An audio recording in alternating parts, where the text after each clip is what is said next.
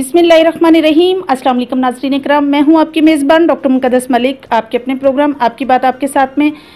नाज़रीन इकराम, इज़्ज़त, दौलत और शोहरत तीन ऐसी अतात हैं जो अल्लाह पाक की तरफ से बहुत कम लोगों को नसीब होती हैं। बहुत कम लोग इस माशरे में ऐसे होते हैं जिन पर अल्लाह ताला की मखसूस अतात होती हैं।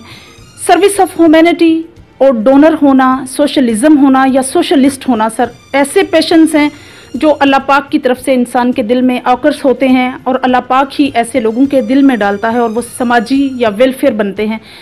आज नाज़रीन इकराम, जिस शख्सियत से आपकी मुलाकात करवा रही हूँ वो शख्सियत ऐसी ही दोनों चीज़ों की आयनादार है। जी तो नाज़रीन इकराम, जिस शख्सियत से मैं आपकी मुलाकात करवाने जा रही हूँ वो असिस्टेंट एजुकेशन ऑफिसर के बेटे हैं, प्लस उनका ये भी रोल है कि उन्होंने एजुकेशन डिपार्टमेंट को बहुत ज़्यादा जो है इम्प्रूवमेंट दिया उनके फादर ने, और वो फ़ख्र पाकिस्तान हैं।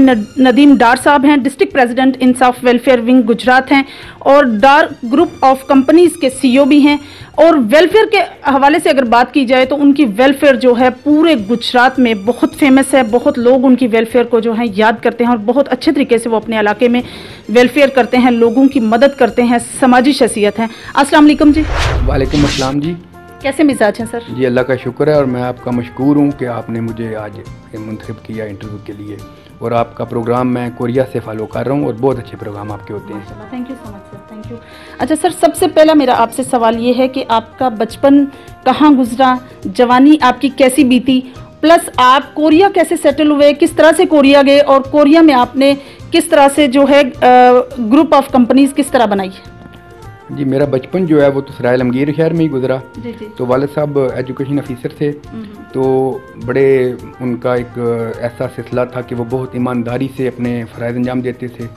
तो मैं जब जवानी की तरफ गया तो मेरे कुछ दोस्त थे साउथ कोरिया के अंदर, तो मुझे वालिद साहब ने कहा कि आपने आगे क्या करना है। तो मैं, क्योंकि सारे हमारे घराना जो है वो एजुकेशन फील्ड के साथ था, तो मैंने कहा मैंने बैरून मुल्क जाना है। तो अब्बा जी की जो पेंशन थी जब वो रिटायर हुए, क्योंकि मुतवस्सित घराने से मेरा तल्लक है, तो जब वो रिटायर हुए तो उनकी जो पेंशन थी वो पेंशन उन्होंने मुझे दी और उस पेंशन से मैं साउथ कोरिया पहुंचा। और वहाँ पे जिन लोगों ने मेरी हेल्प की वो अब्बा जी के स्टूडेंट थे।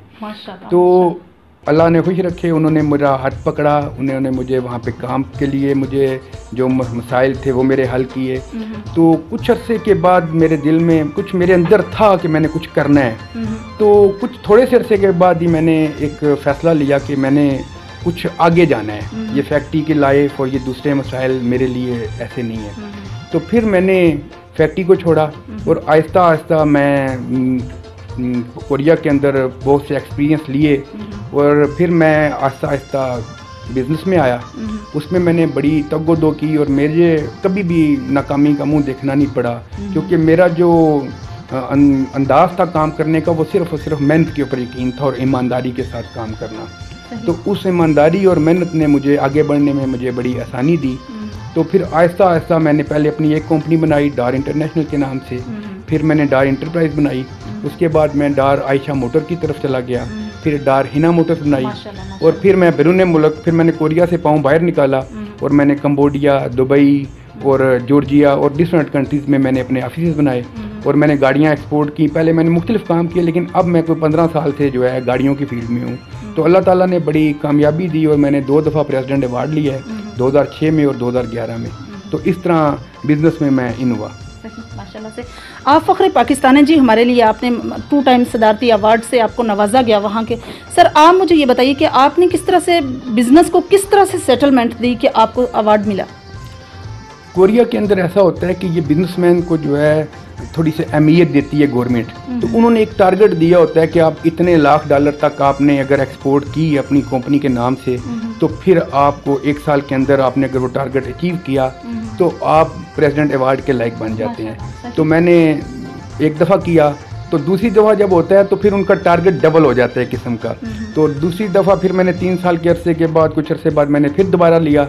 तो तीसरी दफ़ा मैं बिल्कुल नज़दीक चला गया, लेकिन मैं अचीव नहीं कर सका, बहुत नज़दीक था और अगर मैं कर लेता तो शायद पगला पाकिस्तानी में होता वहाँ पे जिसने 3 दफ़ा अवार्ड लिया है। तो बिज़नेस में सिर्फ़ और सिर्फ मेहनत और ईमानदारी, दो चीज़ें आपके पास हों तो आप आगे बढ़ सकते हैं। क्योंकि बैरून मुल्क में अगर आप किसी के साथ झूठ बोलेंगे, फ्रॉड करेंगे, तो आप बिज़नेस में आगे नहीं जा सकते। एक दफ़ा तो आप किसी से बिज़नेस कर लेंगे, लेकिन ये बिज़नेस ऐसा होता है कि बार बार हमने करना है। क्योंकि हमने किसी को अगर गाड़ियाँ सेल करनी है तो बार बार एक कस्टमर को देनी होती है। उसमें आपकी बेटर काउंसलिंग जो है सबसे ज़्यादा इम्पोर्टेंट है। बिल्कुल ऐसा ही है। सही। अच्छा सर, बिजनेस और सियासत दो अलग फील्ड हैं, तो आपने बिजनेसमैन होते और प्लस कोरियन होते आपने किस तरह से जो है सियासत ज्वाइन की? देखें, मेरा दिल पाकिस्तान के लिए धड़कता है, चाहे हम लोग कोरिया में रह रहे हैं या बैरून मुल्क जितने पाकिस्तानी रहते हैं। तो जब भी हम वहाँ की माहौल को देखते हैं, वहाँ के लोगों की सहूलियात को देखते हैं, तो वो बहुत आगे हैं हमसे। अतः कि कोरिया ऐसा मुल्क है कि 1973 में पाकिस्तान ने कोरिया को इमदाद की थी। वो उनके रिकॉर्ड में, आज भी उनके रिकॉर्ड में मौजूद है कि कोरिया पाकिस्तान ने उनकी हेल्प की थी। तो आज आप कोरिया देखें कहाँ पहुँच गया है। तो मेरे दिल में ऐसा ही था कि हम पाकिस्तानी हैं तो पाकिस्तान के लिए कुछ करना चाहिए। तो सियासत में मैंने, इमरान खान साहब मेरे रोल मॉडल थे, क्योंकि मैं खुद भी क्रिकेट खेला करता था। तो जितने भी आज तक सियासतदान आए हैं, आपने देखा है कि मुल्क की क्या हालत की है उन्होंने। अभी इमरान साहब आए हैं तो एक ईमानदार और एक नेक इंसान है। तो हमारी ख्वाहिश यही है कि मुझे अपनी ज़ात के लिए तो कुछ नहीं, मैं तो बैरून मुल्क में रहता हूँ या सिलसिला कर लें एज ए बिजनेसमैन, लेकिन जो हमारा निचला तबका है उसको वो तमाम सहूलियात मिलनी चाहिए जो बैरून मुल्क में दूसरे लोगों को मिलती हैं या जो तरक्की याफ्ता मुल्कों में लोगों को मैसर होती हैं। तो वो यहाँ पे ऐसा सिलसिला नहीं था। तो मेरा दिल पाकिस्तान के लिए धड़कता है, और जब भी इलेक्शन आते हैं तो मैं इलेक्शन में पाकिस्तान में आता हूँ, और जो मुझसे हो सकती है अपने उम्मीदवारों के लिए, मैंने बराउल हक साहब के इलेक्शन पे उनके साथ बहुत काम किया, फिर असद उमर साहब के इलेक्शन में मैंने काम किया। तो गुजरात में तो मेरा अपना शहर है, मेरा अपना ज़िला है। तो यहाँ पे तो मैं जब भी इलेक्शन आते हैं तो मुझे कोई लालच नहीं है, ना मैं किसी ज़ात की लालच के लिए, ना किसी ठेके के लिए मुझे कोई मसला है। मैं सिर्फ आता हूँ पाकिस्तान तरीके इंसाफ के लिए, इमरान खान साहब के विज़न के लिए आता हूँ, और मेरी कोशिश होती है कि मैं जो भी कर सकूँ अपनी पार्टी के लिए करूँ। अच्छा सर, मुझे ये बताइए कि आप चूँकि कोरिया में ज़्यादा टाइम आप स्पेंड कर रहे हैं, आपका बिज़नेस वहीं है, आपकी सेटलमेंट वही है, आपकी फैमिली वहाँ है, आपने अपने बिज़नेस को स्टैब्लिश वहाँ की है। आप मुझे ये बताइए कि आप वहाँ के पॉलिटिकल मैटर्स को या पॉलिटिशियंस को और पाकिस्तान के अगर पॉलिटिशियन को कंपैरिजन करें तो आपको क्या फील होता है? देखिए जी, एक ही वर्ड है इसके लिए कि मैं कहता हूँ कि वो लोग इस्लाम के असूलों के ऊपर अपने मुल्क को चला रहे हैं, यानी कि ईमानदारी के साथ। कोई करप्शन नहीं है उन मुल्कों के अंदर। और अगर पाकिस्तान में करप्शन ख़त्म हो जाए तमाम महकमों में, तमाम जगहों के ऊपर, तो पाकिस्तान भी इंशाल्लाह तरक्की करेगा। और अब इंशाल्लाह इमरान खान साहब आए हैं तो मुझे बड़ी उम्मीद है अल्लाह ताला से कि पाकिस्तान तरक्की करेगा, और बहुत जल्द हम भी तरक्की याफ्ता मुल्कों की साख में शामिल हो जाएंगे इंशाल्लाह। सर, अगर आप इलेक्शन कंटेस्ट करें, ऑब्वियसली आप सियासत में आए हैं, आपका सियासत में इंटरेस्ट है, आप खिदमत हल्क ऑलरेडी करते हैं, चैरिटी या वेलफेयर के साथ आपका पहले से एक बहुत पुराना रिलेशन है। तो सर मुझे ये बताइए कि अगर आप बाकायदा तौर पर इलेक्शन कंटेस्ट करेंगे तो किस लेवल पर? देखें, अगर तो मैं इलेक्शन लड़ूंगा तो मैं मैंने से नीचे कभी ना लड़ता। लेकिन मसला ये है कि मुझे ये लाइफ जो है बड़ी मुश्किल लगती है, और मैं थोड़ा सा सिंपल सा आदमी हूँ। मैं ना मेरे पास कोई बॉडीगार्ड है, ना कोई ड्राइवर होता है। जो हाँ मेरा दिल करता है मैं गाड़ी निकालता हूँ, चला जाता हूँ। तो मैं नहीं समझता कि हर आदमी इलेक्शन के लिए मौजू होता है। मेरा काम इलेक्शन लड़ना नहीं है। मेरा काम ये है कि मैं अपनी पार्टी के लोगों के लिए वोट बैंक इकट्ठा करूँ। जैसे मुझे अभी वेलफेयर का ओहदा दिया गया है, तो मेरी कोशिश ये है कि जितने भी हमारे उम्मीदवार हैं हम उनके लिए हम अच्छे काम करें ताकि उनका वोट बैंक बन सकें और वो कामयाब हों। तो यही वजह है कि मेरा अपना ज़ाती तौर पर ना कोई इलेक्शन लड़ने का अब इरादा है, ना इंशाल्लाह मेरा कोई आइंदा, और ना मेरे कोई ख़ानदान से इलेक्शन लड़ेगा। हम पाकिस्तान तरीके इंसाफ के साथ हैं, इमरान खान साहब के विज़न के साथ हैं, और हमें सिर्फ अपने उम्मीदवारों को मैं चाहता हूँ कि वो कामयाब हों और वो आगे पाकिस्तान की खिदमत करें। सही। अच्छा सर, खिदमत खल्क के बारे में जैसा कि मैं पहले आपके बारे में डिस्कस कर चुकी हूँ और आपने ख़ुद भी फरमाया, लेकिन मुझे ये बताइए कि खिदमत खल्क ऐसा पैशन है जो अल्लाह पाक की तरफ से इंसान के दिल में पैदा होता है। कभी भी कोई इंसान खुद से कुछ भी नहीं कर सकता, it's all due to Allah पाक की ज़ात। तो आप मुझे ये बताइए कि आपने अपने इलाके में कोई ऐसा स्पेसिफिक इंसिडेंट हो खिदमत खल्क के हवाले से, वो हमारे साथ शेयर कीजिए। देखिए, मैं जब भी आता हूँ ना कोरिया से, तो मेरे जहन में एक खाका होता है कि मैंने इस दफ़ा कुछ करना है। तो हर दफ़ा मैं कोई ना कोई अपने जहन के अंदर खाका लेके आता हूँ कि इस साल जो है जब मैं आ रहा हूँ पाकिस्तान तो मैंने मसाजिद के लिए करना है, इस साल मैंने स्कूल्स के लिए करना है, इस साल मैंने कुछ गरीब लोगों के लिए करना है। तो स्पेशली मैं सारे सब के लिए करता हूँ, लेकिन मेरी कोशिश यही होती है कि मैं इन चीज़ों को शो ऑफ ना करूँ, क्योंकि शो ऑफ करके आपकी नेकी जो है वो नेकी नहीं रहती। तो बाकी अभी जो कोरोना के मामला थे इसमें भी मैंने बड़ा बढ़ चढ़ के हिस्सा लिया और इंशाल्लाह आइंदा भी जो भी मुझसे हो सकता है मैं करता रहूँगा।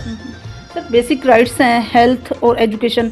हमारा पाकिस्तान जो है अनफॉर्चुनेटली ये दोनों जो राइट्स हैं इससे डिप्राइव है।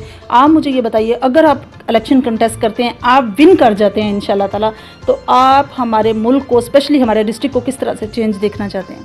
पहले तो मैंने कहा कि मैंने इलेक्शन का मेरा कोई प्रोग्राम अगर नहीं, अगर तो ठीक है, लेकिन मेरी सोच के किसी खाने में भी नहीं है कि मैंने इलेक्शन लड़ना है। तो अगर मुझे अपॉर्चुनिटी मिलती है या किसी ऐसे तरीके से, तो मैं जहाँ मुल्कों में रहता हूँ, जिन बैरून मुल्क में जहाँ मैं रह रहा हूँ, तो वहाँ का निज़ाम आप लोगों को पता है किस सिस्टम से है।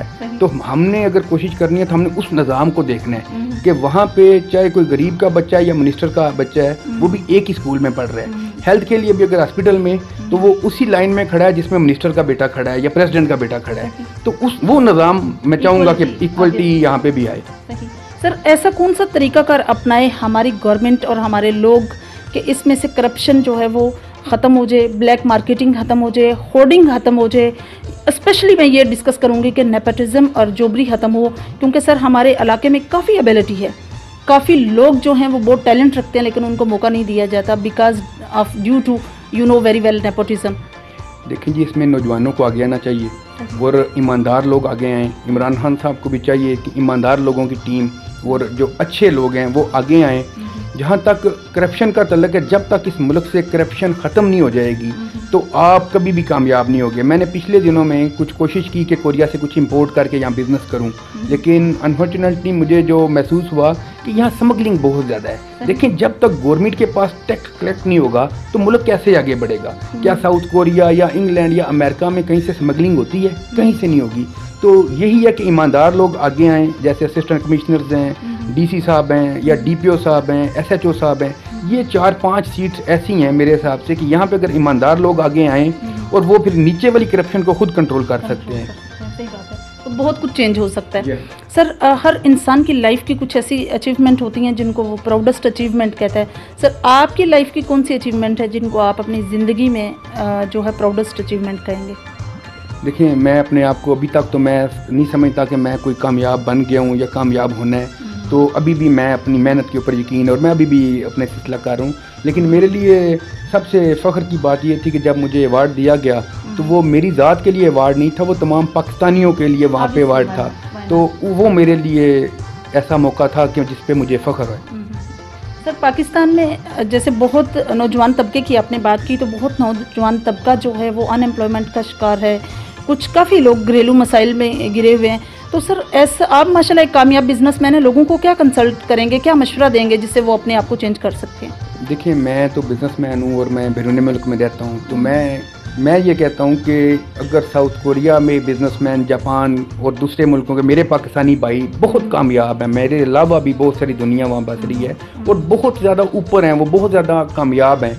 तो मेरी इमरान खान साहब से भी रिक्वेस्ट होगी कि ये अगर हम कर्जा लेते रहेंगे या ऐसे सिलसिले में तो मुल्क आगे नहीं जाएगा। मैं चाहता हूँ कि ओवरसीयर्स पाकिस्तानी जो कामयाब हो चुके हैं, जो करोड़ों अरबों रुपए के मालिक हैं, वो पाकिस्तान में वापस आएँ, अपने मुल्क के अंदर फैक्ट्रीज लगाएं और वो अगर फैक्ट्रीज लगाएंगे जॉब की प्रॉब्लम भी हमारी ख़त्म हो जाएगी और हमें बहुत जल्द हम तरक्की याफ्ता मुल्कों में शामिल हो जाएंगे।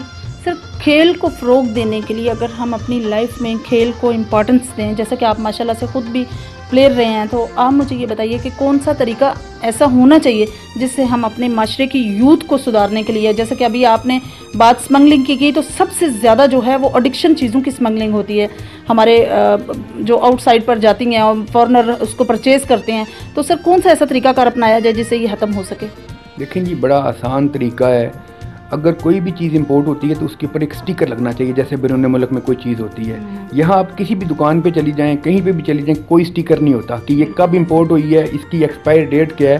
तो अगर गवर्नमेंट ऑफ पाकिस्तान भी ऐसा करे कि जो चीज़ें इंपोर्ट हो रही हैं उनके ऊपर एक स्टिकर लगा दिया जाए, उनकी एक्सपायरी डेट हो, कब ये इंपोर्ट हुई हैं, किस कंपनी ने इंपोर्ट की हैं, किस कंपनी, उस कंपनी का टेलीफोन नंबर वगैरह भी हो तो बड़ी आसानी हो जाएगी। जिस चीज़ के ऊपर स्टिकर नहीं होगा, जिसके ऊपर कोई कंपनी का टेलीफोन नंबर या एड्रेस नहीं होगा, तो पता चल जाएगा ये जो है स्मगलिंग शुदा है और ये जो है नॉन स्मगलिंग शुदा है। तो ये चीज़ें अगर ऐसे हो जाए तो ज़्यादा बेहतर है। लास्ट में आप यूथ के नाम, आवाम के नाम क्या मैसेज कन्वे करेंगे? मैं अपनी वेलफेयर जो विंग है गुजरात का, उन सब का मशकूर हूँ, अपनी पार्टी का मशकूर हूँ जिन्होंने मुझे और मेरे साथ बहुत अच्छी एक टीम को खड़ा किया है। तो मैं वेलफेयर विंग को और जो नौजवान हैं इन्हें यही कहूँगा कि जैसे आज 14 अगस्त है, कल 14 अगस्त का दिन है, तो और शजरकारी भी हम लोग कर रहे हैं सारे सिलसिला, तो अपने मुल्क को साफ़ सुथरा रखें, करप्शन से आप लोग दूर रहें और अपने मुल्क की तरक्की के लिए कोई भी छोटा सा काम करें। कोई भी, चाहे आप दरख्त लगाएं, चाहे अपनी गलियों को साफ़ करें, कुछ भी ऐसा करें, अपने मुल्क को साफ़ रखें और अपने मुल्क की तरक्की के लिए आप हिस्सा डालें। मेरी टीम जो है गुजरात में, इंशाल्लाह नौजवानों के लिए हम उनके साथ खड़े हैं। किसी नौजवान को अगर स्पोर्ट्स के लिए कुछ मसले मसाइल होंगे तो हम उनके लिए हाज़िर हैं हर तरह से, माली तौर पर भी, और अगर उन्हें किसी तरीके से ग्राउंड की प्रॉब्लम्स हैं या जो भी प्रॉब्लम होगी हम उनके लिए भी हाज़िर हैं। और हमारी कोशिश होगी कि हम बच्चों के लिए एक ग्राउंड जो है हर सिटी के अंदर मुहैया करें ताकि बच्चे की जो एक्टिविटीज़ है वो अच्छे तरीके से हो सके, पॉजिटिव हो रहे। डॉक्टर साहब, जिस तरह से आप शजरकारी की एक मुहिम कर रहे हैं माशाल्लाह से, तकरीबन आई थिंक कि आपने 9 से स्टार्ट किया, 9 अगस्त से, और मुसलसल जो है आप कर रहे हैं, आपने इसमें कितने पौधे लगा दिए हैं? क्या टारगेट आपको दिया गया था और कितने और आप लगाएंगे? देखिए, हमें पार्टी की तरफ से 10,000 पौधों का कहा गया। 10,000 पौधे अभी तक हम क्लियर कर चुके हैं और 18 तारीख तक हम अभी लगा रहे हैं। और हम स्कूलों को और college, police station, hospitals, GT road को सारे को हम कवर कर रहे हैं। और मेरा, अपनी टीम और मैं, हम सब मिलकर 20,000 पौधों का हमारा टारगेट है कि हम 20,000 पौधे करेंगे। इसमें हम डोनेट भी कर रहे हैं, हम पौधे मंगवा रहे हैं, उसमें फलदार भी हैं और दूसरे भी, तो हम डोनेशन कर रहे हैं मुख्तलिफ जगहों के ऊपर। और गुजरात की जहाँ पे भी किसी को पौधों की ज़रूरत हो तो मेरी टीम से, मुझसे जब मर्जी वो रब्ता कर सकते हैं, हम उन्हें वो पौधे मुहैया करेंगे। जी, तो नाज़रीन इकराम, ये थी नदीम डार साहब की गुफ्तगू जो आप लोगों ने सुनी और बहुत अच्छा एलेबोरेशन दिया, बहुत अच्छा मैसेज दिया उन्होंने। स्पेशली उन्होंने प्लेयर्स को कहा कि जब जब जिसको ज़रूरत होगी, जहां ग्राउंड की ज़रूरत होगी, हम मुहैया करेंगे। शजरकारी के हवाले से भी उन्होंने कहा कि हम कुछ पौधे जो हैं वो डोनेट कर रहे हैं और जिसको चाहिए वो उनकी टीम से रब्ता कर सकता है, उनसे रब्ता कर सकता है ताकि उन लोगों को मुहैया किया जा सके। प्लस साथ ही उन्होंने ये भी कहा कि कोई भी बिज़नेस हो, उसकी इम्प्रूवमेंट के लिए सबसे ज़्यादा ज़रूरी चीज़ जो है वो ऑनेस्टी है। तो ऑनेस्टी से रहने से इंसान बहुत कुछ गेन कर सकता है। इंशाल्लाह मेरी और आपकी मुलाकात होगी फिर किसी नए प्रोग्राम में। तब तक के लिए इजाज़त चाहती हूँ। अल्लाह हाफिज़।